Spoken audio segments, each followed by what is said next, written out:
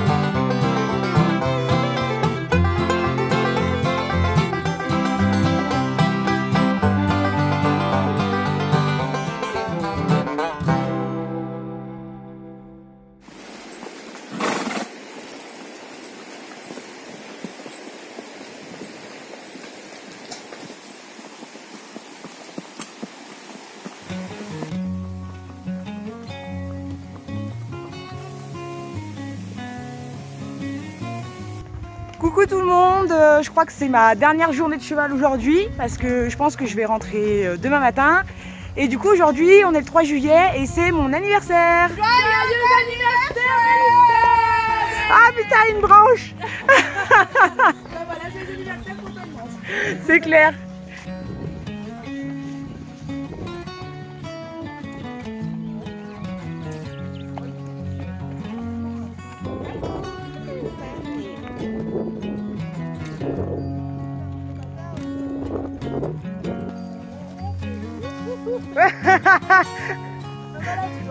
Grave, bien cadré en plus.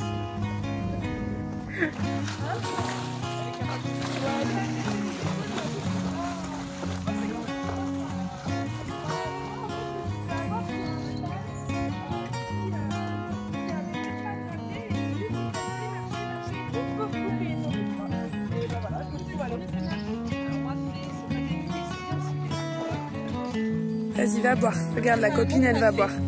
Ouais, super. Tu vois, elle a besoin de voir Que si pas, il n'y a pas des trucs qui sortent, qui font des trucs de ouf. T'as vu comme elle fait? Je l'ai là. Je sais pas si j'ai soif, mais... Ah, mais ça se voit. Comme ça, c'est quoi? C'est 14h, c'est la deuxième journée à faire. Deuxième journée, la troisième. La troisième, parce que la première, on a fait une petite sortie. Ouais. Et du coup, l'auberge, elle s'appelle comment? L'auberge de Connol. On mange du très bon fromage de la fourme, surtout. Mais on va pas le manger aujourd'hui parce qu'il fait trop chaud. Mais en hiver, il faut venir pour manger la fourme de Montbrison. Voilà. Ok. On a posé les chevaux là-bas, du coup. Ils sont super sages. Ouais. Et on va pouvoir manger un bout. Du coup, on en profite pour reparler du rôle du chien sur les randos à cheval. Ouais. Du coup, le rôle du chien, ce qu'on essaie, de façon générale, quand on a un chien en randonnée, le principe c'est que le chien, il va ouvrir la marche. C'est-à-dire que si jamais il y a des animaux de la forêt qui vont passer, ça permet que c'est devant que ça arrive et que le cheval a le temps de le voir, ça ne lui arrive pas dessus. Et où par exemple quand on passe dans des quartiers où il y a des chiens qui aboient au grillage, les chiens aboient quand le chien passe et du coup le cheval a le temps de voir et de passer à côté. Ouais, en fait les chiens ils vont déclencher tous les voilà, aboiements. ils déclenchent tous les trucs qui peuvent Il y arriver. a moins en de fait. surprises, le cheval est moins surpris. Et ouais. On l'a bien vu hier avec Narnia et Narnia et Maïko. Maïko, elles le font vraiment. Ils ont bien ouvert le chemin, ouais. Narnia a vraiment trouvé le truc. Et aussi, par exemple, quand il y a de l'eau ou des passages, les chevaux, en fait, à la base, ils n'aiment pas mettre les pieds dans l'eau. De base, naturellement, ils mettent pas les pieds dans l'eau parce qu'au cas où il y a un truc dedans, au cas où c'est profond, ils voient pas trop la profondeur. Et du coup, le fait qu'il y ait un chien qui passe devant, ça fait, ok, il y a un truc qui peut passer dans l'eau. Donc moi je peux passer aussi, ou même je sais pas les plaques, tu sais quand on voit des plaques des cris d'évacuation là qui sont tout le long, moi je sais que ma jument au début c'était très compliqué, et le fait que Narnia passe plusieurs fois, elle rigole et tout comme ça, Narnia ça la faisait vraiment, et Luna ça l'a vraiment aidé à passer. Ok. Donc ça c'est vraiment le truc, moi je dis toujours à Narnia c'est devant, c'est devant, c'est devant. C'est bien d'avoir appris à son chien d'être à côté pour les passages de route, tout comme ça. Et, mais par contre sinon c'est devant en balade. Ouais. Voilà. Allez, bah, moi j'ai ma... Regarde, je prends mon assiette. Je vais la mettre Sur Instagram. Ouais. Ah, Maïko est contente là.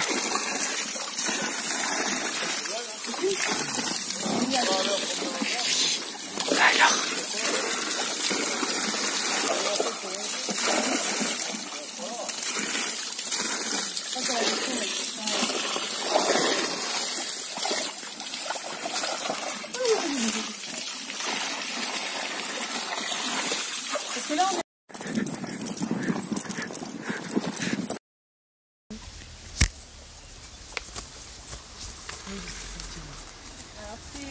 Qu'est-ce que tu fais? Eh ben, en fait, j'ai pas une selle de randonnée pour ma jument. Enfin, j'en ai une, mais elle n'est pas très confortable pour moi. D'accord. Et du coup, j'ai préféré prendre ma selle classique, qui est là-bas, du coup. Ouais. Et du coup, tout cet espace-là, il est beaucoup plus Stimulé, stimulé, voilà. En fait, tu veux une selle de randonnée, ça fait des grands panneaux. Ouais. Une selle pas de randonnée, ça fait des boudins. Tu vois. Ok. Du coup, forcément, c'est un peu plus, ça force un peu plus. Et Luna, elle est jeune, elle a quand même 5 ans. Enfin bon, si elle n'était pas jeune, je le ferais sûrement quand même. Et du coup, ici, il y a des muscles sur lesquels elle a beaucoup forcé. Et à cause de moi, parce que c'est moi qui monte dessus. Du coup, je lui fais un petit massage à l'huile d'arnica, tout simplement. Pour essayer de détendre un peu ça et faire en sorte qu'on puisse faire encore 2 semaines de rando. Voilà. Et du coup, ce serait peut-être utile qu'on masse nos chiens. Et c'est vrai que du coup, un petit peu ce soir. C'est pas mal d'y penser quand on demande à nos chiens des gros efforts, surtout quand ils n'ont pas l'habitude de le faire régulièrement. Et ben c'est quand même intéressant de pouvoir leur faire des petits massages, éventuellement même un chien qui a eu une petite élongation comme Narnia hier, là aujourd'hui elle boitait un peu. Je pense qu'on lui fera un petit cataplasme d'argile, un truc comme ça ce soir. Ouais. Et puis comme ça va l'aider à pouvoir repartir demain, quoi. Ouais. Parce qu'on se rend pas compte, mais eux ils font beaucoup plus de kilomètres que nous, et surtout on a des animaux, que ce soit les chiens ou les chevaux, qui s'écoutent peu. Et souvent ils en font plus que ce qu'ils en sont vraiment capables, et du coup derrière il y a des conséquences musculaires et physiques. Et comme j'ai pas de sous et que je vais pas aller chez le vétérinaire, et je l'anticipe. Voilà. C'est mieux, hein? Ouais, c'est mieux. Et du coup, c'est quel muscle? C'est les muscles paravertébraux. Ah, d'accord. C'est Mathilde qui m'a expliqué tout à l'heure. D'accord. C'est entre la colonne et la pointe des... C'est entre les épineuses et les transverses. Entre les épineuses et les transverses. Entre les épineuses et les transverses. Voilà. Vous avez compris? Et ça permet de soulager un petit peu. Par exemple, là, il y a une petite boule.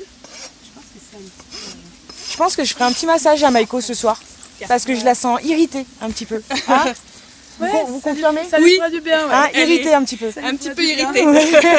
Avec les chevaux pas du tout, mais avec les chiens un petit peu irritée. En fait, les épineuses, elles sont là. Ouais.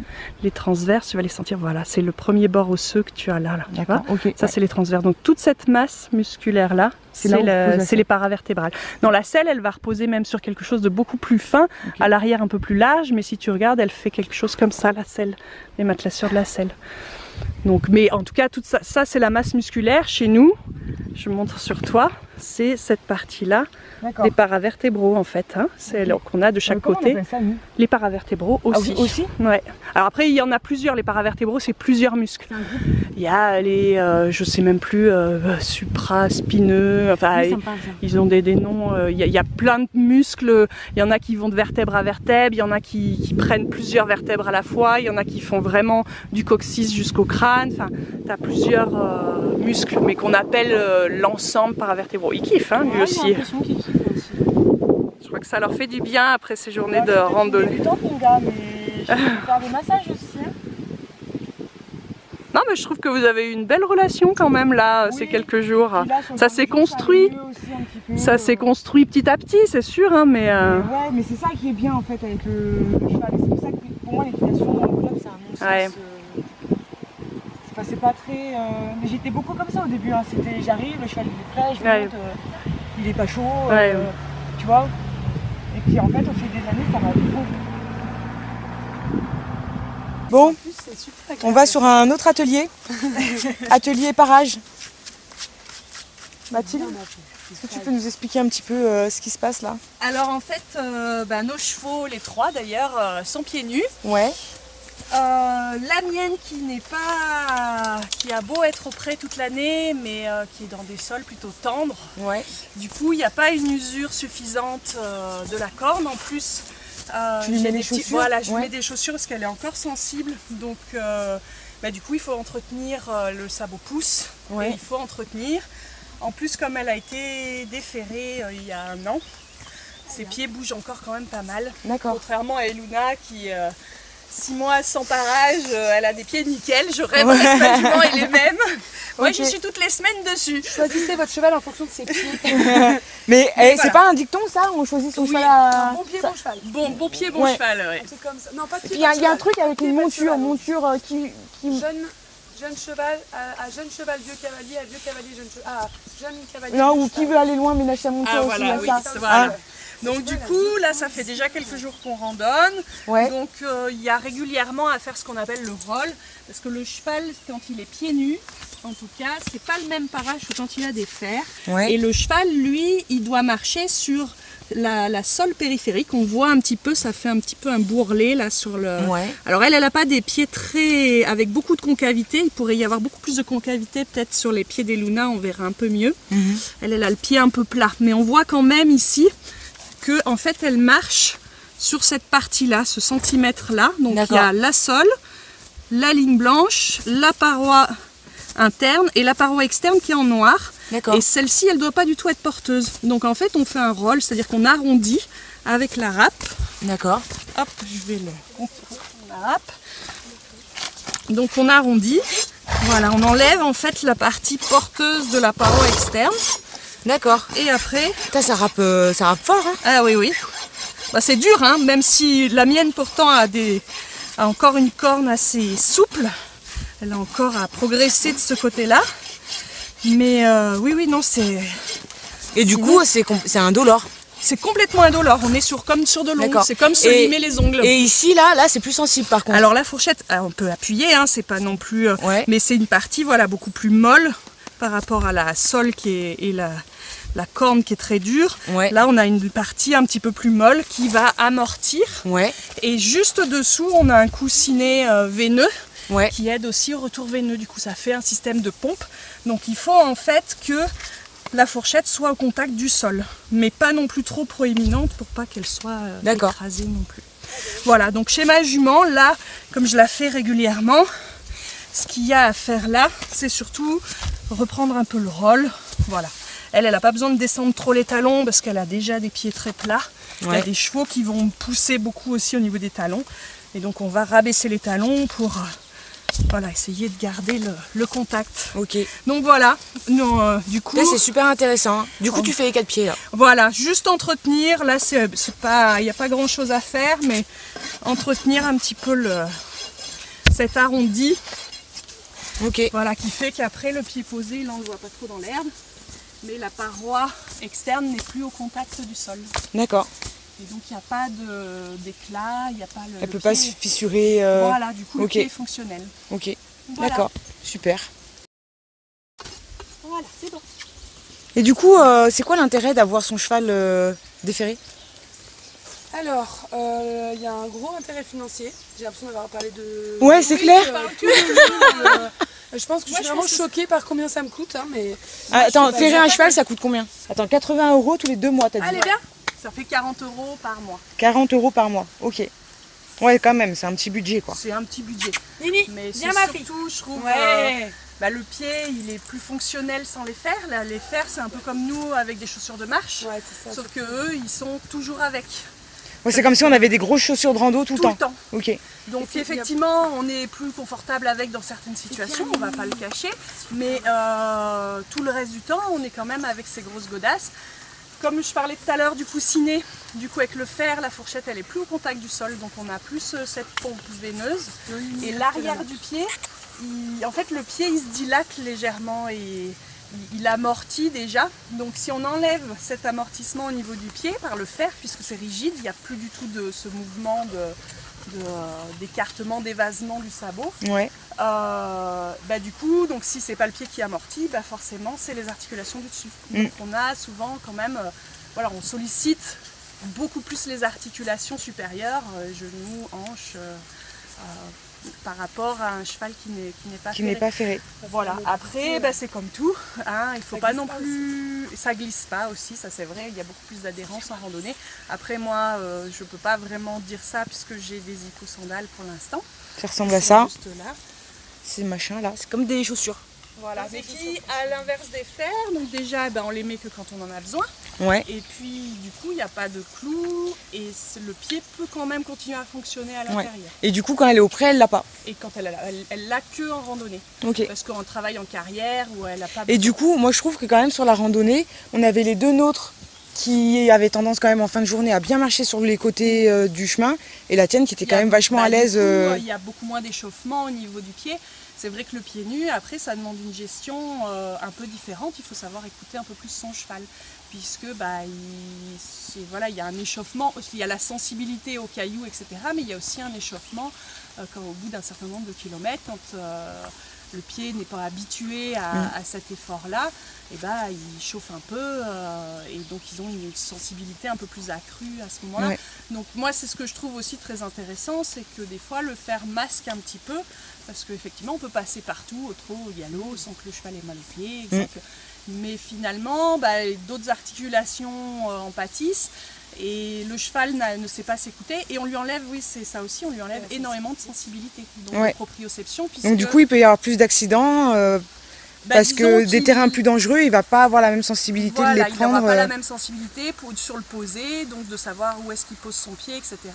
Bon, moi j'en suis pas là avec ma jument parce que pour l'instant, même avec hyposandales ou pieds nus, elle n'est pas très... Elle fait pas très attention encore. Oh oui, on a vu. Donc voilà, mais moi c'est... là il y a vraiment 2 cas, même 3 cas différents. Ma jument elle a été ferrée quasiment toute sa vie et puis moi un peu par conviction, j'ai voulu essayer le pied nu. Voilà, j'avais envie d'essayer. Donc satisfaite du coup? Plutôt satisfaite. Après c'est sûr qu'il y a encore des choses à travailler. Son pied il bouge encore beaucoup et donc voilà, il y a encore un peu de travail. Et du coup, Hello, satisfaite du pied nu? Ah ouais, moi carrément satisfaite. Ma jument elle est super, je l'ai jamais ferrée. Pour dire un peu comme dans le monde du cheval, c'est quand elle a eu 3 ans, j'ai allé la débourrer et on m'a tout de suite dit du coup va falloir que tu la fasses. C'était vraiment le truc un peu automatique, si elle bosse, faut la ferrer. Et puis moi je me suis dit allez, je la perds pas, on va voir. Elle a beaucoup fait de balades et en fait elle s'est vite habituée. J'ai de la chance, elle a des très bons pieds. Hein. Oui, apparemment c'est ce que j'ai cru comprendre. Pieds, ouais. Elle a des jolis pieds qui sont bien formés, etc. Tout qui se forme tout seul. Et du coup moi j'ai pas de problème à passer partout. J'ai d'ailleurs, on a fait une rando avec Mathilde il y a une petite année, une grosse année maintenant. Et en fait, les chevaux, quand c'était un peu humide sur les cailloux, tous les chevaux ferrés glissaient beaucoup. Donc on les voit un peu patiner, ça fait un peu peur. Les nôtres, on a vraiment l'impression que ça fait des accroches sur la pierre, quoi. D'accord. Et moi, je sais qu'Eluna, moi, je me souviens sincèrement des rares randos que j'ai pu faire en club. Et c'est vrai que ton cheval il est toujours en train de trébucher, il est toujours en train de... Alors que là, Origan, il a le pied sûr, hein. Pour le coup, j'étais vachement... pour le coup, justement ce que disait Mathilde, il y a vraiment cette sensibilité de savoir où est-ce qu'ils mettent les pieds. Après, c'est vrai qu'en effet, sur certains chemins, comme par exemple des chemins avec des pierres un petit peu petites, et ben comme ça peut un peu rentrer dans la fourchette, donc sous le pied, des fois ils cherchent un peu le confort sur le côté, tout ça. Moi ça me dérange pas, c'est pas au point qu'elle m'ait mise dans un fossé ou enfin voilà. Ouais, non, ils font pas d'écart pour voilà, faire. Il y a quand même un entre-deux entre je cherche un peu de confort et je te vire parce que j'ai mal aux pieds. Par contre c'est vrai, mais moi c'est quelque chose qui me plaît, que je vais plus facilement descendre de cheval dans une descente où il y a beaucoup de cailloux. Parce que je me dis que mon poids en plus sur ses pieds, bah, ça fait quand même quelque chose quoi. Donc voilà, moi je descends de cheval mais je trouve que c'est un super moment parce qu'à ce moment-là on est à côté du cheval et il se passe d'autres choses que quand on est dessus quoi. Ok. Voilà. Allez garçon. Là loulou, tranquille. Tranquille mon grand. C'est bien. Voilà. Ça c'est, je pense, un peu comme les chiens. Tu valides. Quand ils essayent de te l'arracher, tu lâches pas. Ouais. Et quand tu sens qu'ils se reposent, tu le lâches en leur disant bah tu vois ça peut s'arrêter. C'est pas non plus quelque chose qui dure et qui est chiant. Comme un chiot qui tire en laisse. Demander gentiment et je te pose le pied. Comme un chiot qui va se défouler sur sa, enfin se tirer sur sa laisse, sa laisse, et au moment où il se calme un peu, bah t'enlèves la pression et tu avances quoi. Parce que bah ils ont aussi, c'est une position qui est pas forcément, qui est pas inconfortable non plus, mais bon, ça leur demande de s'appuyer sur leurs trois membres. Voilà, là c'est vraiment c'est une histoire d'habitude et de lien aussi, tu vois, enfin... Donc là j'enlève en fait le plus gros parce que sinon à la râpe, tu vois, t'aurais dû avoir à râper tout ça. C'est bien loulou, ça c'est super, hein. Et ouais, et puis c'est ça qu'on va pouvoir donner aux chiens. Ouais. Et tu viens chercher, voilà, super, très bien. Ce qui est intéressant dans le fait de parer son cheval quand on a un chien qui n'est pas tout à fait ok chevaux, c'est de pouvoir montrer au chien qu'il y a un truc intéressant par ici. Et du coup, moi j'ai réussi à faire rester Narnia par là parce qu'elle sait qu'elle va pouvoir manger les petits bouts de sabot. Et Maïko a trouvé la même astuce. Et alors là maintenant, tu vas venir en fait à 45 degrés, voilà, à partir de la ligne blanche. D'accord, ça on le râpe pas, on n'y touche pas. La ligne blanche, on y touche très peu. Donc en fait, ça va être à partir de la ligne blanche, plus ou moins à 45 degrés vers l'extérieur, tout le tour. D'accord, comme ça. Et après, tu viens en fait, tu vois le perpendiculaire à ça. Voilà, tu viens vraiment limer pour arrondir en fait tout le tour. Je sais pas si j'aurai la capacité physique de tester. Elle se foutait de moi parce que je transpirais un peu. Ouais, non, mais là, Tu t'es fait mal ma petite Mathilde? Ouais, je me suis râpée. Ah merde. Il faut faire ça avec des gants. Soit en remontant, soit en descendant, comme tu es le plus à l'aise. Ouais. D'accord, mais tu vas essayer de limer, tu vois, cette partie noire là, de l'arrondir en fait. D'accord, que ça fasse moins là que j'ai fait à la pince, que ce soit plus régulier. Il n'y avait pas grand chose, hein, il y avait surtout en pince en fait. Sinon il a des bons pieds. Hein. Alors attention, là t'es pas dans le sens qui râpe. Le sens qui râpe, c'est toujours du manche vers le bout. Donc ça râpe, ça râpe pas. D'accord? On enlève 2 minutes. Tout à l'heure elle me disait elle transpire comme un goré la miss là. Bah ouais, tu vas voir. Tu vas voir après le deuxième pied. J'en ai fait 4 moi. C'est hyper physique. Moi j'ai un peu plus à enlever là. C'est hyper physique de tenir le pied de toute façon. Mais en fait, moi je m'attendais à ce que tu sois comme ça. Ah ouais, Tu vois, alors que t'es comme c'est ça, pas si simple. Ouais, c'est Parce ça. que lui aussi. Ah, moi avec ma jument, je suis un peu comme ça aussi, j'avoue. Ouais. Et là dans l'autre sens aussi. Voilà. Super. Ça c'est très bien. Oh, t'appuies pas sur moi. C'est trop tard là. Oh. Ah, si tu lui parles comme ça, il va pas être sympa avec toi. Hein. Je vais faire un massage tout à l'heure. Mélissa quoi, j'ai donné un truc, il y a intérêt qu'il m'en donne en échange maintenant. Hein. C'est bien Nini, t'as raison. Donc là une petite vidéo pour vous montrer qu'en fait les chiens, là Maïko et Naya, ils sont en train de manger la corne du cheval en fait. En aménagement alimentaire c'est juste génial si vous avez des amis qui parent leurs chevaux ou qui font l'équitation, récupérez la corne, des fois on a vraiment des gros bouts de corne et les chiens adorent mastiquer ça comme des boîtes de serre ou des os de chez le boucher. Il faut pas en donner trop souvent non plus parce que ça les fait vomir. petite astuce d'Héloïse Allier. Non mais c'est vrai, hein. Moi j'en ai donné beaucoup à un moment donné et en fait Ah ouais au bout d'un moment il vomissait parce qu'il les digérait mal, je pense.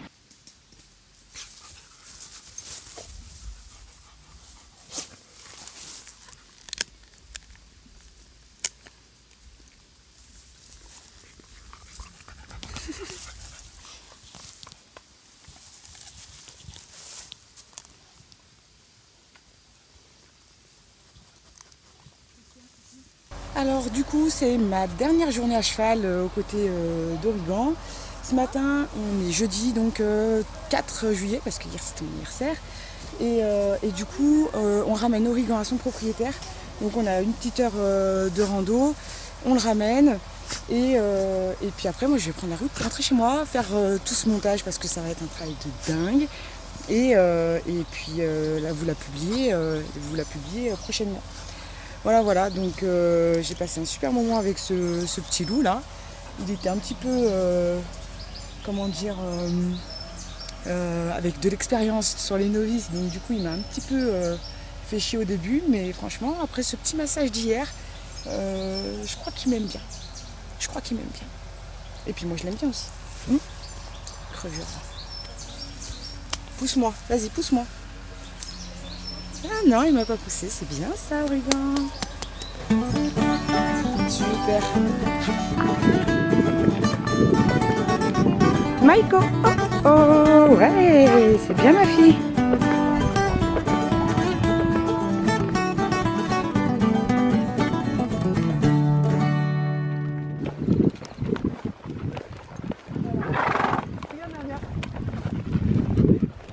Kadia plutôt. Ouais.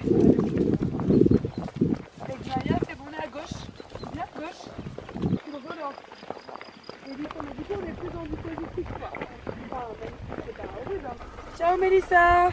Ciao ciao. Ciao Malice, à bientôt. Bye bye.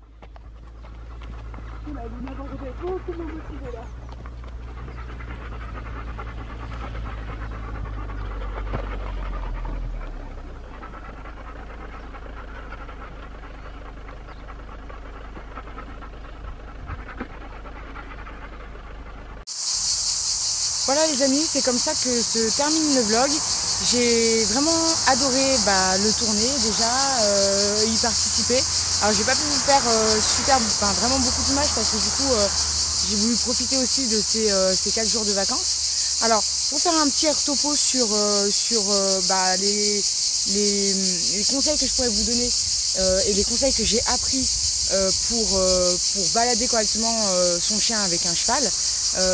Moi, de ce que j'ai pu remarquer, c'est que ce qui serait bien, c'est que vous appreniez les directions à votre chien et son positionnement par rapport à vous et par rapport au cheval. Donc du coup, le à gauche, le à droite, le va devant et le derrière, je trouve que c'est déjà 4 ordres assez indispensables. Et puis avoir également un bon rappel. Si vous n'avez pas ça, c'est vrai que par exemple sur les intersections, il est mieux de descendre de cheval, rattacher son chien par exemple, pour toutes les torsions que vous pouvez faire le long de la route ou sur les croisements de grandes routes.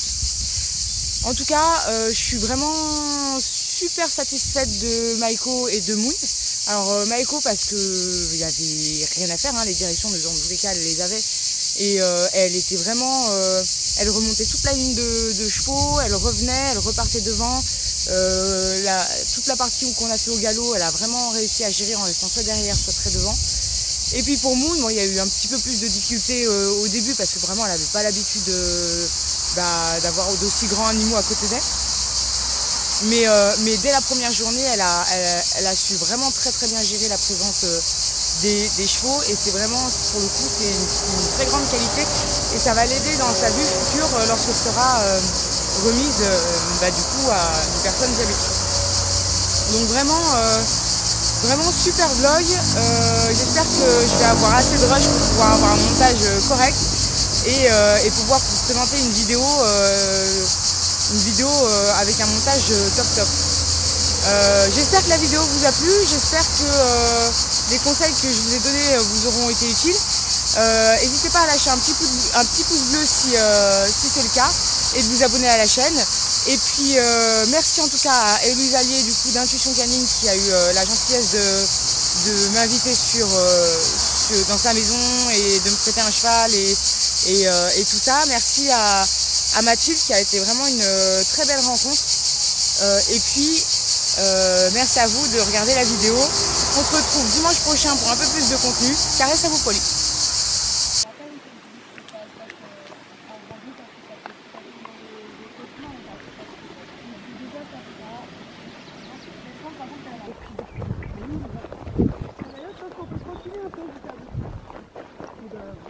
De quoi?